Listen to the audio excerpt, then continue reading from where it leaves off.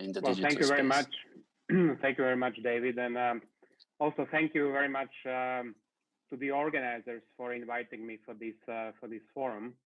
So, of course, after Irina and Andrei, I have to also start with my personal technical challenges, which was to remember that there is a time difference between Slovakia and Ukraine. So I almost missed this big event. So that was my first challenge this morning.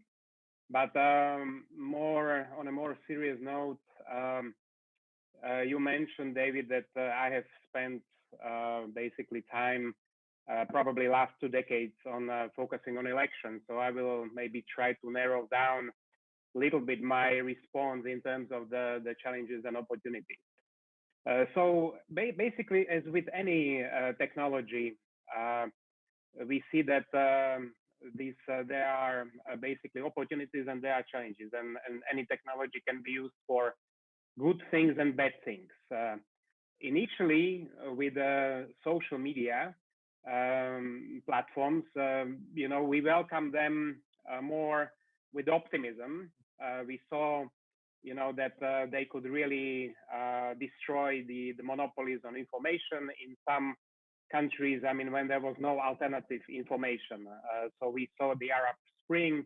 We saw the big mobilization power that the social media networks brought, such as Facebook, Twitter, nowadays more Instagram.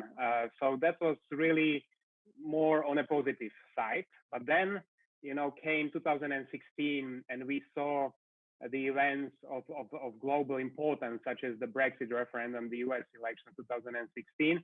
And then, of course, we saw that there are actually challenges. And perhaps to summarize the impact of social media, particularly when it comes to challenges, I would definitely include the danger of voter suppression, the danger of them contributing to voter fraud, incitement to violence. Obviously, hate speech, I think, is a big is a big topic. I mean, in that sense. But we have also seen that social media networks could be used for bullying, harassment, arbitrary surveillance of journalists. They could be also used for conducting cyber espionage, as it was done also, obviously, in the country where this event is happening. We have also seen that they've been used for doxing of candidates.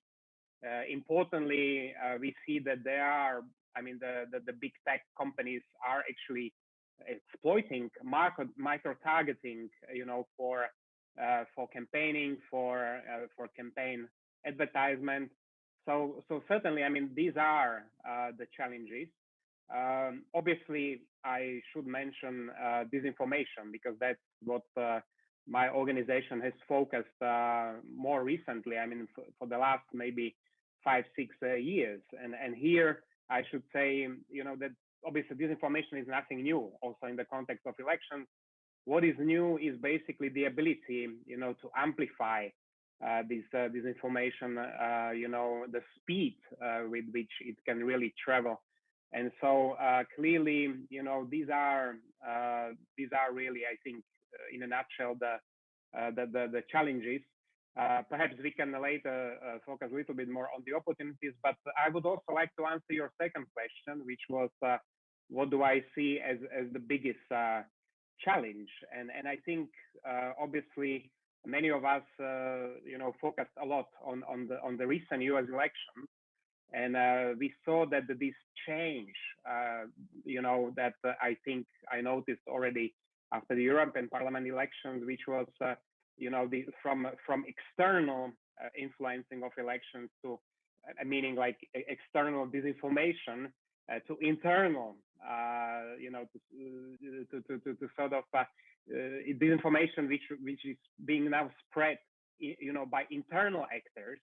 I think this is, in my view, what I would consider quite a significant challenge, and obviously we have seen this well represented by President Trump, and even though that he lost elections, but Trumpism and this sort of use of social media for spreading lies, for undermining the democratic institutions, such as the institutions of elections, which in US really has not been undermined this way. I mean, there were some questions about 2000 elections, but not never of this magnitude. So I think for me, this ability of people to sort of to keep the trust of the system despite these attempts, I think this will be a big challenge.